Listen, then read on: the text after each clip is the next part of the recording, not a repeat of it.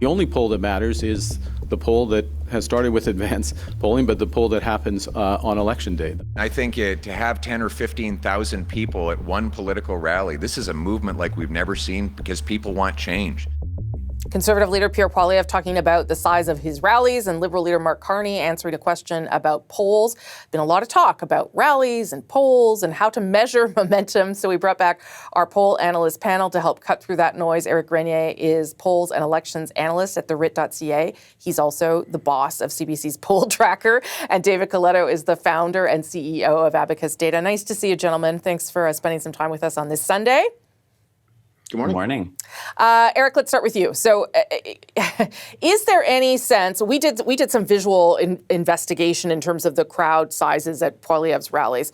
You know, obviously rallies matter in terms of momentum, but what do you make of the fact that Pierre Poilievre seems to be focusing more on that than on the polling numbers? Well, I do think it gives him a counter argument to the polls because you can see that his rallies are big. You can see that his supporters are enthusiastic and they go out in big numbers. But are they an actual counter argument to the polls? No, they're not. I mean, there's just simple. I mean, David could talk about this, but just the simple theory behind polling is about sampling, thousands of people out of the large population. You get a scientific sample and all that kind of thing. But I do think it is an attempt by the Conservatives to try to make that counter argument. Because if you're a Conservative supporter and you're looking at the polls, you might be pretty upset, pretty disappointed, maybe not feeling like you want to give any effort, bother going out to vote. So I do think it has that purpose to try to at least keep Conservative supporters in the game. Because if the message is that, don't believe the polls because the election's not over, well, that's a message that's completely accurate. But in terms of don't believe the polls because they're not reliable, you need a little bit more evidence than just how many people go out to an industrial park outside a city. And that speaks to that small group of people we saw at one of those rallies, David, who were wearing shirts saying don't believe the polls. I mean, you can not believe them if you want, and it is true that the only poll that matters is on election day or after all the votes have been cast. But I wonder what you make of that argument that polling, which is a scientific experience, a scientific effort, shouldn't be paid attention to. Well, I think it's not surprising that those who don't like what the polls are saying are going to challenge them because you see that in other areas, right? I think, though, that what it reflects and what the polls are actually telling us is that those rallies that we see are reflective in the polls. There's a lot of excitement among Conservatives to vote for Pierre Poilievre. The problem for the Conservatives is there's just not enough people right now willing to say they will. And so, you can disagree with the polls, but there's lots of evidence in them that energy that we're seeing at the Conservative rallies and, for Conservatives still exists. It's just the dynamics have changed significantly to put that energy is no longer sufficient for them to win this election right now. Okay, let's talk a little bit about what could happen this week. Éric, I'm going to start with you. I'll show people the CBC's poll tracker. You updated it this morning. Liberals are still leading right now. You wrote on your, the newsletter that I get from you, TheWrit.ca, about whether debates can change things. And I think that the short answer you came up with was yes. So how dramatically would things have to move here over the course of this week in those debates for things to move and change? It would have to be a pretty dramatic movement. If we just look at the last two elections, we have seen that nationally. We've seen movements of 1, 2, even 4 points in the last 2 weeks of the campaigns. And the last two elections were not ones with huge movements in public opinion, right? So they weren't, it shows that you could still have quite a bit of movement between now and election day. But it really depends on what it would be and who would experience that movement. If the NDP was able to get itself up off the floor, pick up 4 points, something like that, then it changes the dynamics of how many seats they would win. Would it actually change the election outcome? Probably not, because in our average, the Conservatives are trailing by about 6 points. And based on just the electoral map, and we can look at the last couple elections to see how that played out for them, they need to have a lead in the polls, a lead in the national popular vote of several percentage points, maybe 3, 4 at least, to get a minority government. So that means that the debates will have to shift things dramatically in a way that we haven't seen in a lot of elections. We've seen, some of those historic ones, the famous one in Brian Mulroney in 1984. So there is that potential that's there. But it still means that someone has to hit it out of the park or completely fall on their face, I think, at this stage, for the polls to shift enough that we would go into Election Day saying we have no idea who's going to end up winning this thing. Okay, David, your thoughts on debates, because the other point that Éric, I thought, smartly made was that French debates can kind of move things more for the Bloc Québécois, at least the past two elections. There have been a variety of factors where Blanchet has been able to seize on something and improve his support. What are you going to be watching for? And do you think something that could happen this week may have a significant impact in the data you're seeing? Well, I think in theory, debates can always matter, and sometimes they matter when we don't even know it because they're just reinforcing what people think. And so they still matter. They just don't move the polls. But I think there's 3 data points that I'm watching for in our surveys that suggest these debates could be important, particularly for Canadians over 50 who tell us overwhelmingly they intend to tune in and watch. That 50-plus group has been critical to the Liberals being in a place where they're the favorites right now. And so if they're tuning in and watching, and we know they like Mark Carney.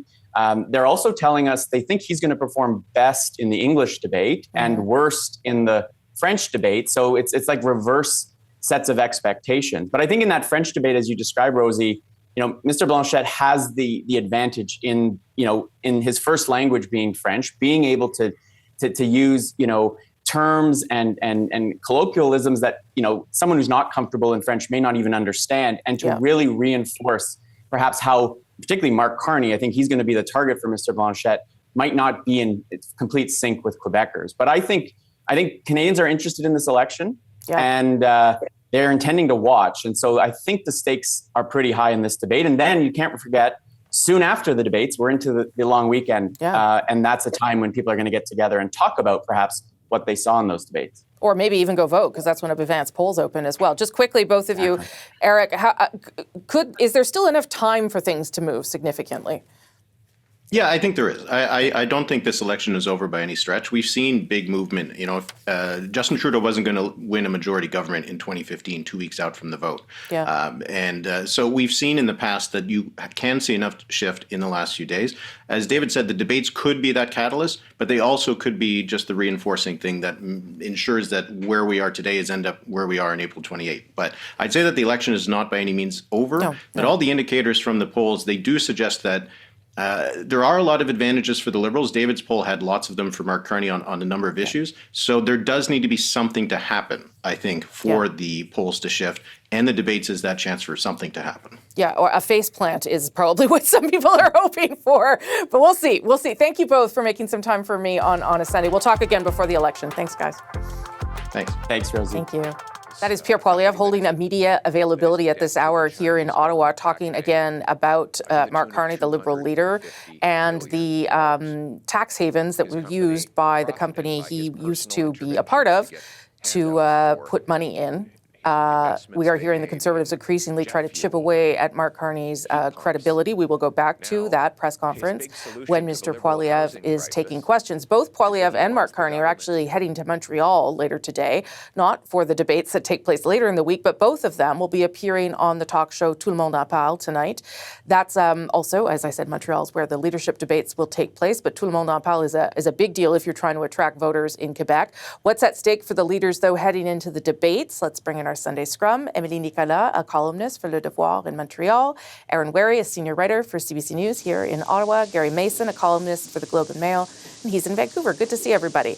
I don't know. I actually wonder whether the debate or the Tout le monde en parle appearance is pretty significant too, Emilie, because it's a huge audience and That's right. it can make a difference. I remember Jack Layton appearing on that show, and it did make a big difference for him. But tell me whether you think the debates are enough to shift anything here. It can. But it's going to be it's going to be difficult. Essentially, what's at stake for Tout le monde en parle? I guess the narrative that's been slowly building around Mark Carney is it's not so much just the fluency in French, but also the fluency with Quebec culture. Yeah. And so that's because there's a lot of bendering involved. It's a little bit doing what he did with Jon Stewart, but in French in Quebec, essentially, is what Tout le monde en parle is. Yeah. So it's a battle of charisma more than just talking about policy. Yeah. Sorry. It's all right. And so it's going to be tricky in that sense. As for the debate, the main challenge is going to be Yves-François Blanchet, Yeah. and not getting punched in the ropes by him. But at the same time, it's a matter of whether or not people will vote for Mark Carney because they like him or because they think that's the right thing to do. And if they think that's the right thing to do, then regardless of how maybe clumsy he can be sometimes, if they find that in terms of what the ballot question is, which is fighting Donald Trump and protecting the country, he's best suited for the job, then regardless of how many punchlines that Yves-François Blanchet shows, it's not necessarily going to move the polls that much. Yeah. Aaron, Mr. Blanchet in the past has done well in debates, and they have turned the last election. There was an opportunity, not of his creation, but an opportunity during that debate around Bill 21 that he took, used, and was able to increase his support a little bit. I'm not sure whether there's that opportunity this time around. I think that's what they're hoping for. But give me your sense of how important you think these debates could be to particularly the parties that are trailing. Yeah, I mean, I think we have seen basically every year there's some kind of movement coming out of the debates to one degree or another. So it wouldn't shock me if there's some movement coming out of this. You know, you reference the last election. You can go back farther to 2015. Justin Trudeau's performances seemed to boost his standing in the polls. Go back further, you know, Jack Layton, I think, got a boost out of the debates. I think it's very possible we'll see some kind of movement coming out of them. I don't know, to Emilie's point, I don't know how much it will, fundamentally reshape the race. You know, James Moore, the former Conservative cabinet minister, had an interesting op-ed this week where he said basically, these debates don't really tell us anything about how these people would govern or how suited they are to manage a G7 country. And I think that's a fair point. And I don't know whether the public is necessarily looking at these debates as, you know, a litmus test or a kind of a proof point for whether or not they want to vote for someone. Given the stakes, given the issues that are involved, how much will people look at these debates as kind of a necessarily an answer? I don't know, but I do think it wouldn't be surprising if there is some movement coming out of these debates.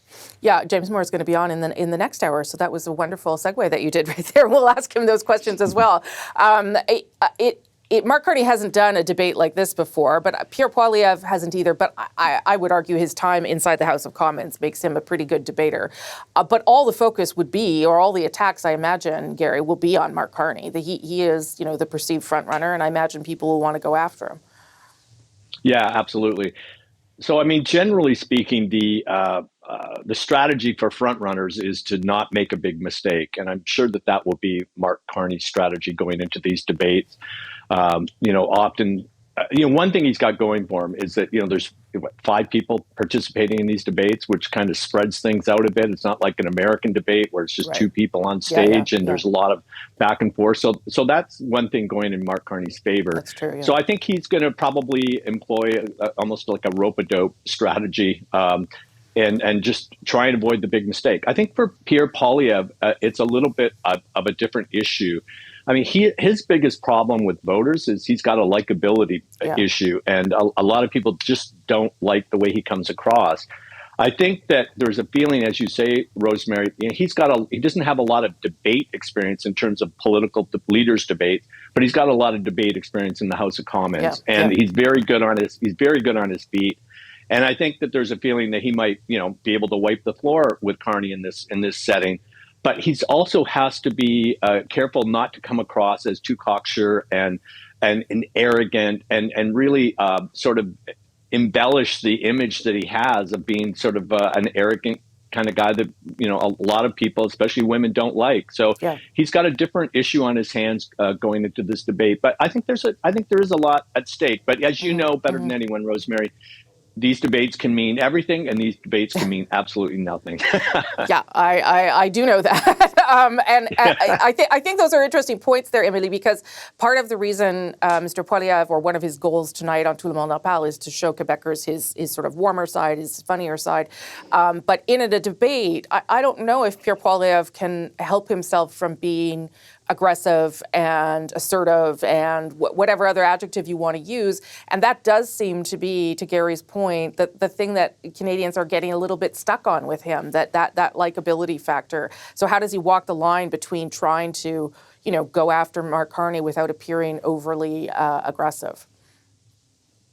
That is the $1,000 question. Yeah. And because it's at this point, if you're a newcomer in politics, it is about maybe adjusting how you present. For Pierre Poilievre, is that people have known him for over 20 years. And so his ability to reinvent his entire personality is quite limited in that sense. And so at some point, if a person shows you who they are, you need to believe them. And so that's part of who he is. It's very efficient when you're the leader of the opposition. It's also very efficient when people are looking for change, because you're essentially really good at tearing down what is. But the idea that Canada is broken when Donald Trump is attacking the country, it's harder to defend, and even the ways in which he's been readjusting the key conservative message in terms of, like, if Canada's in trouble now, it's because of 9 years of past Liberal policy, doesn't necessarily resonate with a lot of what people feel is the source of the issue at some point. And so I think it's really good to galvanize his base, but the growth factor is limited. And as I think Gary already mentioned, it's the question of how many people actively dislike Pierre Poilievre. That seems to be his ceiling. And so to change that around for the last couple of weeks of the campaign is going to be hard. Aaron, what do you make of whether Mr. Poilievre can show a different side of himself while still, the one thing that he has to do right now is improve the NDP's fortunes if he can, because they're the ones really cutting into, they're the ones supporting Mark Carney, but also go after Mr. Carney's credibility, which I think is what he's doing here on the left of my screen. We'll dip in when he takes questions, but that's a hard thing to do in a debate, to damage someone's credibility and not be too aggressive. I'm not sure those two things go together for anybody, really. Yeah, I would, to your point about the NDP, I would be very surprised if Pierre Poilievre says any negative words about the NDP in this debate. But on the other hand, I think his style of politics is to attack and is to try to, pursue conflict and challenge the other person. And I don't know that he can necessarily do a 180 and change his personality. And I think in this case, that is going to be probably his goal, is to take Mark Carney down a few pegs. But as Gary says, that has the potential to feed into the idea that, that Canadians may come away saying that Pierre Poilievre isn't the kind of politician they want leading the country at this moment. I think that's kind of, in a nutshell, the kind of corner Pierre Poilievre finds himself in, is that he campaigned, arguably his entire life, but at least for the last 2 years, as a certain kind of politician, a populist, who was going to be a disruptor and was going to change things. And, the idea that he would pivot, in this debate or over the last few weeks is very hard to do when you've sort of established who you are and what you want to do over the previous 2 years. So let's go back to Mr. Carney if we can, Gary, because we all agree, I think he'll be the central point of attack. This isn't a format that he would be used to. I don't know if he was debating at Oxford, but I don't think it's not something that he does all the time. And I would imagine one of the things everyone will hope for is that he screws up, that he makes a mistake, because that is the other thing that happens in debates. You make mistakes, and people glom onto them, seize them, and they kind of spiral from there. Yeah, I think that's a good point, Rosemary. I think that when you listen to Mark Carney, he's calm, he's measured. I think that appeals to a lot of people. But you can also hear the inexperience in his voice, I think, especially when, he's, before a microphone. You can tell he's not a seasoned politician by a long shot. So I can't imagine, I was trying to put myself in his shoes going into this debate. Like, how nervous is Mark Carney going to be going into this, knowing what's at stake here? But I would also, I'd also like to say something. It's hard to suggest that this debate is more important for anyone other than Pierre Poilievre and Mark Carney, the two guys at the center of this whole thing. But I would also argue that there's a lot there for Jagmeet Singh as well, because his whole political future life. If he has any illusions about trying to hang on to his job, he's got to make an impact in this setting and in this debate. So I think he's going to try to seize the moment in some way. I think there's a lot riding on this debate, on these two debates for him, and they could virtually get wiped out in Quebec. And that sort of really hits them hard in terms of making the argument that they're a national party when they have very little to zero presence in Quebec. So I would just want to, I would add that, I think that there's the third person in this who has a lot at stake in that, Jagmeet Singh. Well, and Mr. Blanchet too, then. Emilie, I'll end with you on that. Yeah. Jagmeet Singh for sure should try and do something to get people to listen to him. But I think Mr. Blanchet has the same challenge in Quebec. Yeah, he has the challenge of basically trying to convince people that it's okay for them to actually try to elect the opposition instead of the actual government, and to trying to figure out the numbers to build a minority government in which they would have the balance of power, which is, in our electoral system, a very hard pitch to make. But I just wanted to say something also quickly about the debates in itself and the issues with mistakes, is that we've seen already in the Liberal candidate debate, leadership debate, that some of the clips, and I remember that, the slip of the tongue about the whole Hamas thing, were immediately used on social media as a way to try to build a narrative. And by the time we got to post-debate question period, a narrative had already been built on social media around this is a big deal. Yeah. And this narrative had been built by people who actually, for the vast majority of them, are actually not Francophone at all, which made it very skewed. And so, but I will be watching out for attempt to repeat that and to blow certain pieces of the debate and make them blow on social media as the debate is already happening. And I'm going to be watching out for that, because we know who owns X, we know who owns Meta, Facebook, Instagram. We know how social media platforms are linked to American interests. And so if that is the strategy that political parties in Canada use to try and control the post-debate conversation, it raises questions of algorithms, foreign interference, and whatnot that are especially tricky right now. And so I will be looking forward to see whether us journalists are focusing on what the actual debate is, rather than what the noise is necessarily on social media, and also whether or not we'll be tempted to have the conversation influenced by whatever's going on X. Okay, Emilie, Aaron, Gary, go grab a coffee. I'll talk to you next hour. Thank you so much for all of that. Really smart conversation.